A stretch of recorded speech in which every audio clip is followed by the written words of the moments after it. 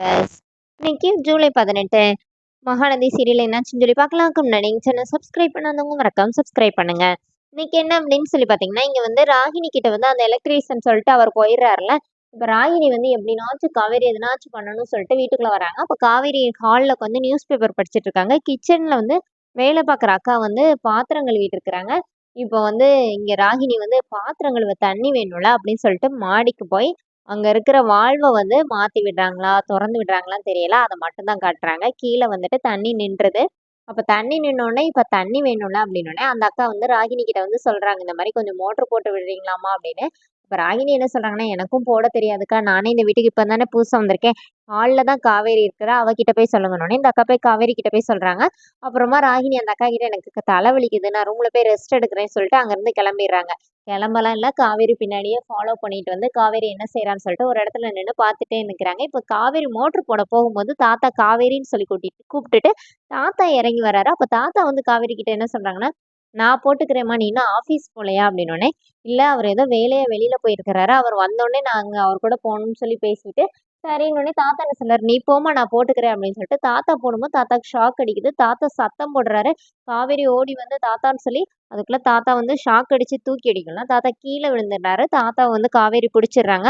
பாட்டி தாத்தாக்கு ஷாக் அடிச்சிருச்சுன்னு சொல்லி காவேரி இங்கேருந்து கத்துறாங்க. அப்புறம் கிச்சன்லேருந்து அந்த அக்காவும் பாட்டியுமா ஓடி வராங்க. இங்க அந்த அக்கா கிட்ட மொபைல் இருக்குது. அத வாங்கி ஃபோன் பண்ணா விஜய் எடுக்க மாட்டேங்கிறாரு. ஆம்புலன்ஸ்க்கு கால் பண்றாங்க. 20 நிமிஷம் ஆகும்னு சொல்லிடுறாங்க. இப்ப என்ன பண்ணனே தெரியல. அப்ப காவேரி என்ன சொல்றாங்கன்னா, நம்ம வந்து டிலே பண்ண வேண்டாம். தூக்குங்க தாத்தாவ. நானே கார் ஓட்டிட்டு போறேன்னும். உனக்கு எப்படிடி ஓட்ட தெரியும்னோனே, நான் ஓட்டுறேன் பாட்டி. தூக்கிட்டு வாங்கன்னு சொல்லிட்டு தாத்தாவ கொண்டு போய் உள்ள உட்கார வச்சு ஹாஸ்பிட்டல்ல கொண்டு வந்து சேர்த்துடுறாங்க. அப்புறமா டாக்டர் வந்து ஒண்ணும் பயப்பட மாதிரி எதுவும் இல்லன்னு சொன்னோனே, விஜய் வராரு. இப்ப விஜய் வந்தோனே பாட்டி ரொம்ப பயப்படுறாங்க. அப்ப காவேரி என்ன சொல்றாங்கன்னா, "ஒண்ணும் இல்லன்னு தாத்தா சொல்லி இந்த மாரி டாக்டர் சொல்லிட்டாங்க. பாட்டி ரொம்ப பயப்படுறாங்க" அப்படின்னு. அப்புறமா டாக்டர் வந்து தாத்தாக்கு ஒண்ணும் இல்ல அப்படின்னு சொல்லி, அப்புறம் தாத்தாவ உள்ள போய் பார்க்க போறாங்க. டாக்டர் என்ன சொல்றாருன்னா, இந்த மாரி இந்த பொண்ணு மட்டும் கரெக்ட்டான டைமுக்கு கூட்டிட்டு வராட்டி பெரிய ரிஸ்க் ஆயிருக்கும். நீங்க தேங்க்ஸ் சொல்றதா இருந்தா அந்த பொண்ணுக்கு சொல்லுங்கன்னு சொல்லிட்டு அவர் போயிடுறாரு. இப்ப காவேரி பார்த்தோனே காவேரி அப்படிங்கிற மாரி செய்றாங்க. அப்புறமா உள்ள போயிட்டு விஜய் வந்து காவேரிக்கு தேங்க்ஸ் சொன்னோனே, "எதுக்கு?" டாக்டர் சொன்னாரே அதுக்கான்னு.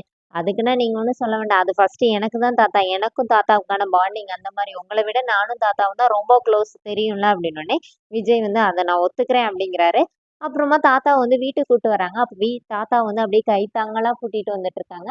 அப்போ தாத்தா சொல்றாரு, "விடுங்கடா எனக்கு ஒண்ணும் இல்ல, ஒண்ணும் இல்ல" அப்படிங்கிறாரு. அப்புறமா காவேரி வந்து சொல்றாங்க, "ஆமா தாத்தா உங்களுக்கு ஒண்ணும் இல்ல. ஷாக் அடிச்சிருக்குல்ல, ஒரு 2 நாளைக்கு அப்படிதான் இருக்கும். அப்புறமா என்ன நீங்க சிலம்பே சுத்தலாம்" அப்படின்னோனே, தாத்தா வந்து "பாத்தியா இப்படி பேசினா பரவால்ல. நீ எப்படி பேசுற?" அப்படி சொல்லிட்டு விஜய் கிட்ட சொன்னோனே, இப்போ உடனே விஜய் என்ன சொல்றாருன்னா, "எனக்கே உங்க 2 பேரையும் பார்த்தா லைட்டா பொறாமையா தான் இருக்குது" அப்படின்னு சொல்லி தாத்தாவ கொண்டு போய் உட்கார வைக்கிறாங்க. அதுக்குள்ள சாரதாவும், கங்காவும் பார்க்க வராங்க.